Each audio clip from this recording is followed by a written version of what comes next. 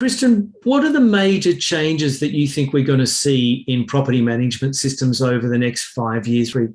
Look, I think particularly now with the evolution of a lot of, integrations and how we're developing things with mobiles, and I think what you're going to see more is a lot of systems that can have integration, interfacing potentially with personal devices and allow hotels to get potentially a lot more personal data and allow the stay of the guest to be a lot more personalised, with even simple things as what's going on in the room at the time.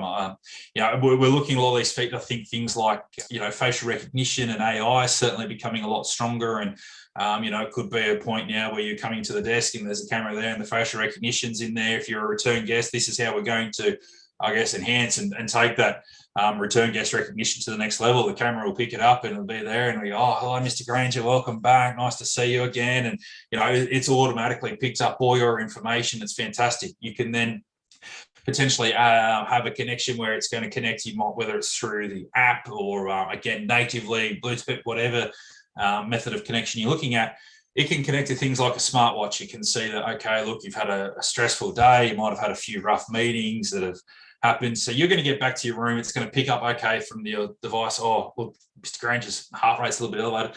It'll put whether there's some music, lighting levels, etc., that are going to help to try and calm you and relax you and have you feeling a lot more comfortable in the room and things like this. It might be, okay, it's picked up your simple things like a Spotify account. It knows, okay, this is the music and this is the playlist that it's been going on. So as we've got integrated systems in the room, you're piping your music in. I'll come in and it might be, again, it'll play some of my favorites. Let's say for me, Foo Fighters is my favorite band. I'll come in and it could have some Foo Fighters playing as I get in there. And, okay, this is good. And I think that's what we're looking at. There's going to be the evolution of the AI aspect of it that's going to help us take that personalization of a guest experience from the moment they check in to the moment they check out, taking that to a whole new level. So I really think there's some exciting developments to come in there. Obviously we've seen a lot of changes in recent years, I think, in PMS, and I think that the next 5 years we're going to really see a lot. I think it is the area now in a hotel that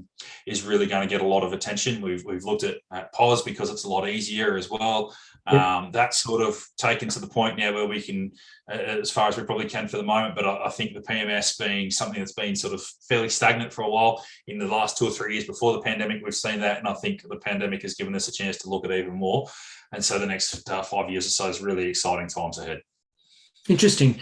And so with that AI and I suppose the personalisation, going back to the PMS being the nerve centre, it would be where all of that information on the guest is held. Like when I stayed with you last time, I like my HVAC set or AC, whatever you want to call it, heating, cooling, set to, 22.5, and my shower temperature, I like it this.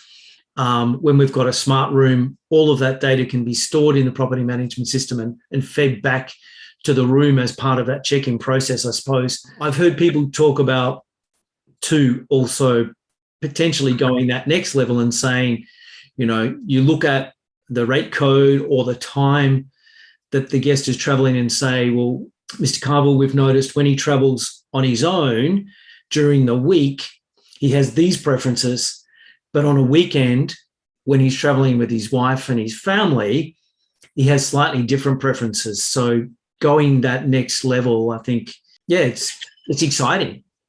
Absolutely.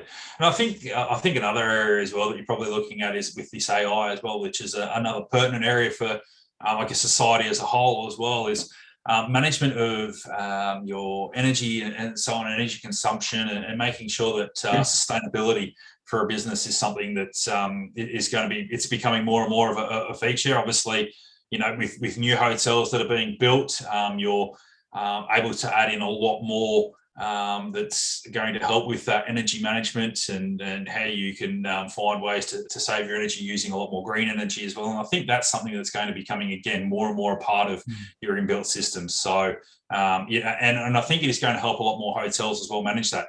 Start with a lot of the hotels that are existing. If you haven't already put something in, it is a lot of time and money to be able to try and manage it, because how do you get in and do things that are going to be hardwired? That's going to take, knocking walls down, particularly if it's a concrete wall. It's not as easy as putting a hole in some plasterboard and plastering it up. So I think from a PMS perspective, they're going to introduce measures and interactions with room controls and so on that are going to allow you to manage that a lot better. And it might be a case, again, of knowing, okay, through connections that you're out of the room, so we're going to turn it off. And, I know I'm one that's potentially guilty of this. I think of when I went to Melbourne a few months ago. I happened to touch down on what was the coldest Melbourne day in about 3 or 4 years. And, it was 4 degrees outside, felt like zero. So the first thing I did when I got to the room was heater on and very warm. And because of the fact I was wanting to come into a warm room, I'm one of those ones that will leave a Medicare card or something else in the slot to make sure that it's I can take my room key with me and still have that power going to keep the room warm. Ways that we can get around. So obviously that's great for me as a guest, but if you're looking at a hotel wanting to be sustainable, yes, the key in the slot to activate power is a good initiative, but there's certainly obviously ways to work around that. Once you're getting that AI and that connection with devices, etc., the room will recognise that I've come on site. Okay, fantastic.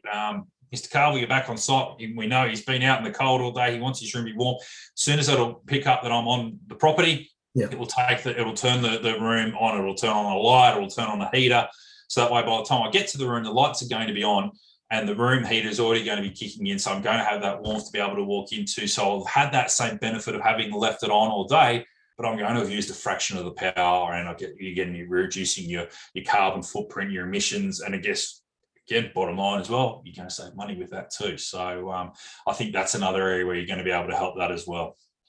Definitely. And the bottom line, particularly with the way energy prices are rising, I think that's probably going to be one of the key drivers in that solution. And you mentioned the key card. I mean, as we move towards mobile key, and it will be some time, the technology's still in its infancy, so to speak, there won't be a key to put in that slot anyway. So the room will need to be smart enough that it knows when the guest is in the room and not in the room. And I think, to my mind, a good energy management solution should literally work invisibly behind the scenes and not require any guest interaction anyway. It should just happen. It's like a lot of things, we're talking about guest internet the other day.